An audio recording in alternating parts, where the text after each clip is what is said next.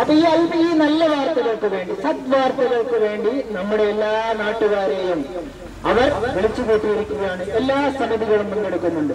ഈ സന്തോഷകരമായ വാർത്ത കേൾക്കുവാൻ വേണ്ടി ഇതുവരെ നടന്ന ചർച്ചകളിലൊക്കെ പോകേണ്ടതില്ല എന്ന് തീരുമാനിച്ചിരുന്ന പൊതുജനാരോഗ്യ സമിതിയും ആ ചർച്ചയിൽ പങ്കെടുക്കുന്നു. എന്തിനാണ് സന്തോഷകരമായ ഒരു വാർത്ത കേൾക്കുമ്പോൾ മാറി നിൽക്കുന്നത്?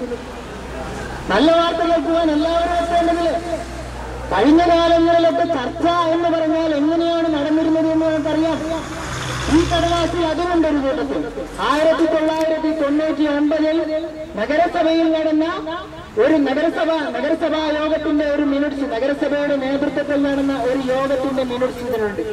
അതിൽ ബഹുമാനപ്പെട്ട ഇന്നത്തെ നമ്മുടെ മൂവാഹി പഞ്ചായത്തിലെ നമ്മുടെ അടുത്ത എന്റെ സുഹൃത്ത്, അതുപോലെ തന്നെ നമ്മുടെ വാർഡ് മെമ്പർ, ഇവിടെ കരീക്കുന്ന വാർഡ് മെമ്പറുമായ ശ്രീ AV ചന്ദ്രദാസൻ, അദ്ദേഹം പൗരമുന്നണിക്ക് വേണ്ടി അവിടെ പങ്കെടുത്ത് നടത്തിയ അഭിപ്രായം ആ മിനിറ്റ്സിൽ വ്യക്തമായി രേഖപ്പെടുത്തിയിട്ടുണ്ട്. മുനിസിപ്പാലിറ്റി ഒന്നും ചെയ്യുകയില്ല. വേണമെങ്കിൽ തുറന്നു വായിക്കാം. മുനിസിപ്പാലിറ്റി ഒന്നും ചെയ്യുകയില്ല. പ്രതിസന്ധി ഉണ്ടാകുമ്പോൾ യോഗം വിളിച്ചു ചേർക്കുക എന്നതല്ലാതെ എന്ന് പൗരമുന്നണിക്ക് വേണ്ടി ശ്രീ AV ചന്ദ്രദാസൻ അഭിപ്രായപ്പെട്ടു. ഇത് തന്നെയായിരുന്നു ഞങ്ങളുടെ അഭിപ്രായം. പ്രതിസന്ധി ഉണ്ടാകുമ്പോൾ ഉടനെ വിളിക്കും. 2 ആഴ്ച കൂടുമ്പോ കഴിഞ്ഞ കലക്ടറിന് തീരുമാനിച്ചത് 2 ആഴ്ച കൂടുമ്പോ മോണിറ്ററിംഗ് കമ്മിറ്റി വിളിക്കണമെന്നാണ്. ഒരു വർഷത്തിനിടയിൽ 25 മോണിറ്ററിംഗ് കമ്മിറ്റി യോഗങ്ങൾ ചേർന്നതായിരുന്നു. പക്ഷെ ഒന്നുപോലും ചേർന്നില്ല. എന്താ? ഒന്നുപോലും ചേർന്നിട്ടില്ല. പക്ഷേ ഇത് തന്നെയായിരുന്നു അദ്ദേഹം പറഞ്ഞത്.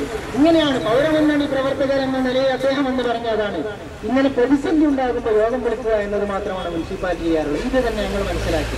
പ്രശ്നമുണ്ടാകുമ്പോൾ, സമരമുണ്ടാകുമ്പോൾ സമരക്കാരെയൊക്കെ വിളിച്ചുവിട്ട് ചർച്ച നടത്തണം എന്നറിയാം. ഒന്നും അറിയാതെ, അതായത് ഗുണത്തിനും ദോഷത്തിനും ഇല്ലാത്ത ഒരു മനുഷ്യനായിരുന്നു KC ജോസഫ്. ഒരു